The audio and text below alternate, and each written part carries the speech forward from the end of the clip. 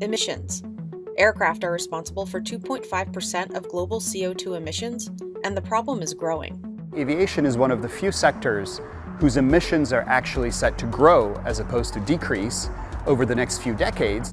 To combat this, the industry has agreed to try and achieve net zero emissions by 2050. We've seen a much bigger push from airlines and from companies throughout the aerospace supply chain that in the long term, the biggest challenge facing the industry is emissions. The airlines are constantly asking the manufacturers, we want to burn less fuel. It's not just about being green, it's millions of dollars difference, any fuel savings that they have.